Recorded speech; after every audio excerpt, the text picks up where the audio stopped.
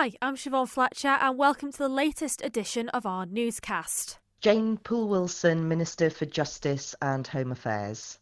Brilliant. So we're talking today about the latest island plan update, really. I suppose before we get down into the finer details, do you want to sort of just talk to me a little bit about the update and what people, I suppose the overview of what people can see if they read the document? Yeah, so as we committed to, the island plan is refreshed annually and brought to Tynwald for debate. And so there's an opportunity for Tynwald members to both be updated on what's been achieved, particularly against the strategic priorities that were set out last year, and also what's planned coming forward. And I think, Siobhán, one of the specific things you were wanting to touch on was what it means in terms of the legislation programme, in terms of what is being progressed, before the end of the administration. Yeah, absolutely. So I guess first of all, because we've covered this first this week in terms of the bills that have been removed from the plan. So there are 15 bills here, and there's a whole range of different departments as well. So your own in Home Affairs as well is there. Can you just sort of tell me a little bit about the reasoning on why some of these bills get dropped then? Sure. So, I mean, very broadly, as you've said, there's a range of bills and there's also a range of reasons, and people looking at the plan will be able to see some of that. There are obviously challenges in terms of prioritisation of what legislation does come forward, and people reading the plan will be able to see there's still quite a lot of legislation that is being progressed at the moment, either in policy or due to come out for consultation and to get into the branches. But in terms of some of the bills that are now not due to be progressed, certainly in this administration, there are issues around resource to actually do all of the work necessary to develop policy and then drafting and actually get the bill through the branches in the next sort of 12 to 18 months or so. That's the case for some. But there are other bills where, for example, as some work has been progressed on them, it's been highlighted that there may be sufficient powers in existing legislation to allow delivery of certain objectives without at this stage having to bring forward a new piece of primary legislation. And one that is speaks to Home Affairs, actually. In one of the cases, we had a Financial Intelligence Unit amendment bill, and what we have realised is the fix is not necessary through primary legislation. So in fact, an order which can go to Tynwald's is going to be progressed instead. So there are different reasons, but broadly, some of it is resourcing and prioritisation. Some of it is this actually may not be necessary in order to progress at this stage. So how do you kind of come to that conclusion then, in terms of, like, I suppose how much work has already gone into these bills to get to this point, and then sort of decide that actually that there's a different way of doing it, if you get what I mean? Yeah, it's a really good question, actually, because sometimes it's only when you really start digging into what you're trying to achieve that, and you look at the existing legislative framework around it, that you can make a decision as to, there are sufficient powers. So a good one is, from the DOI's perspective, Housing and Communities Bill.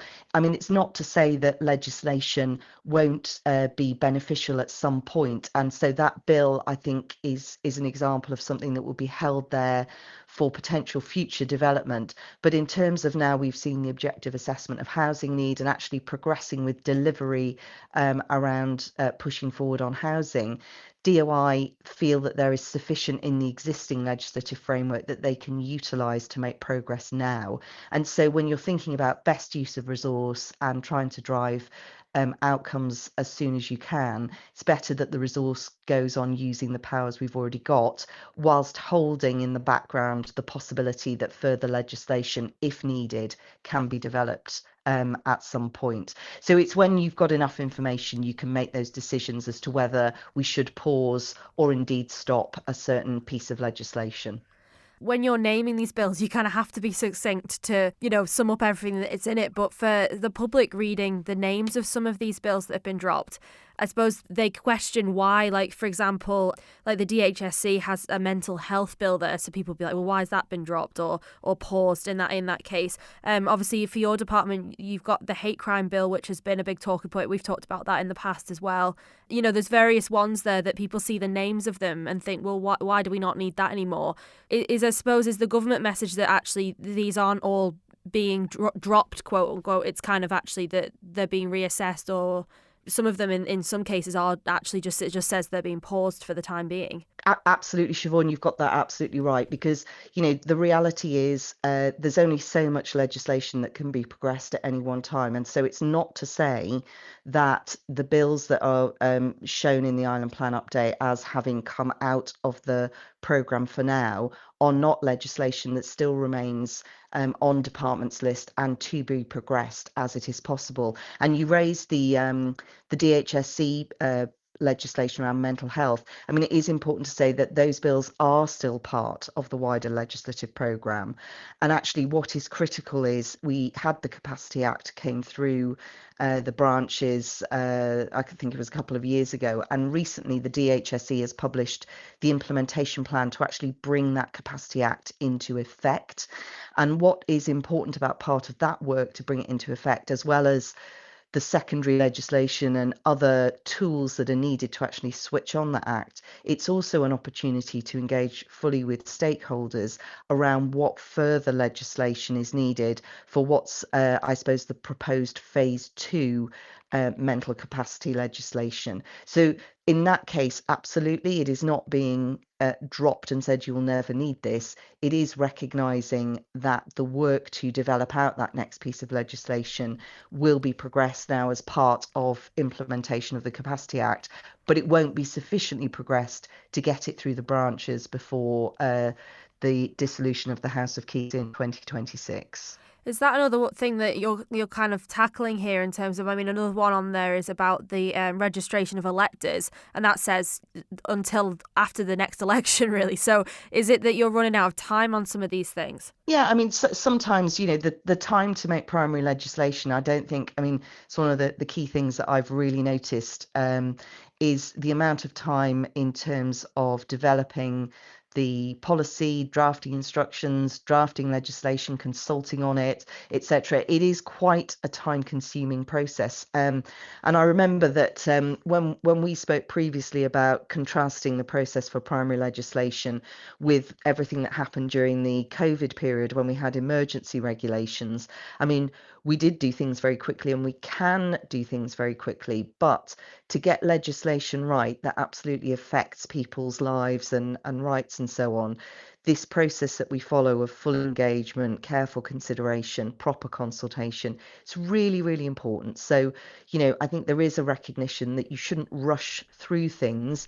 And if there isn't sufficient time, particularly when we look at all the legislation that is still being progressed, if there isn't sufficient time, it's better to take a pause and, bring it back when there's more time to take it through fully and adequately. I suppose that the only thing with it is that the level of kind of time that's been taken already and work done on these bills, the question that, the public raised straight away for us is what about the money that's been spent already on these bills to get to this point? I mean, is that money wasted? No, I don't think that money is lost. As I say, if I go back to the Housing and Communities Bill, the work that's done, it's not to say that legislation would never be needed or progressed, but it is to say that it doesn't need to be progressed as a priority at this point when there are powers in existing law that you can utilise to get on with the delivery around changes in housing and facilitating more housing. And if I look at the work that we did in Home Affairs on replacing the Interception of Communications Act and Regulation of Surveillance Act, we did do a piece of policy work to help us scope out what that replacement would look like. Again, that work isn't lost. It is sitting there in the department, and as time and resource becomes available to progress that, we know it does need to be progressed, and therefore the work that's already been done is valuable and can be picked up in the future. And obviously the focus here, what we've been chatting about so far, is the bills that have been removed from the legislation plan since the last update. But there's also a number of bills that have been added or we now have a timescale for. Can you run me through some of those, even if it's just sort of the ones from your department, the things that are progressing? Yeah, so I mean, you will see there is a page of legislation that has been added. One of them is for the Department for Enterprise around the Foundations Amendment Bill, and that is very much to support the potential work around foundations and data processing in the Isle of Man. So that's important around economic opportunity. In terms of the bills that we are progressing, if I was talking from a Home Affairs perspective, we have got an information sharing bill, which is about better legal gateways and improved information sharing between law enforcement agencies to make sure that we can be more efficient and effective at tackling criminality. Another bill that we had to introduce was we wanted to make some modernisation and improvements around various police regulations, including police conduct and police complaints. As we were doing that work, it became clear that we needed a piece of primary legislation to amend our existing law to allow us to make the changes we needed through regulations. So there are a vast number of bills that are, as I'm going to say, in the system, either policy work developed, out for consultation or about to come out for consultation, and that we will look to try and introduce to the branches later this year or when the next parliamentary term begins in October. Is that then where this bit ties in, sort of obviously from the ones that have been paused or removed, the Justice Reform Amendment Bill, and you say the need for modernised police legislation, is that what you're talking about there? So sort of lining all that up and then bringing these other bills back in? So we do have the Justice Reform Amendment Bill, which is a critical bill that I hope will be coming out for legislation soon. But separately, we have on the programme the Police Miscellaneous Amendments Bill, which is very specifically around the police regulations I was talking about. Brilliant. Is there anything else you want to cover or explain that you feel like we've not gotten into? No, I mean, I hope it's helpful. I think it would be a great opportunity in March for members of Tynwald to debate all of these. But, I think it's important that we do take stock, and if there are good reasons for slowing or pausing or even taking out a piece of legislation, it's the right thing to do, but also it's helpful, I think, to be able to publish it in this way so everybody can see the reasons for why something may be slowed or removed from the programme. Thank you for making it to the end of the Manx Radio Newscast. You are obviously someone with exquisite taste. May I politely suggest you might want to subscribe to this and a wide range of Manx Radio podcasts at your favourite podcast provider so our best bits will magically appear on your smartphone. Thank you.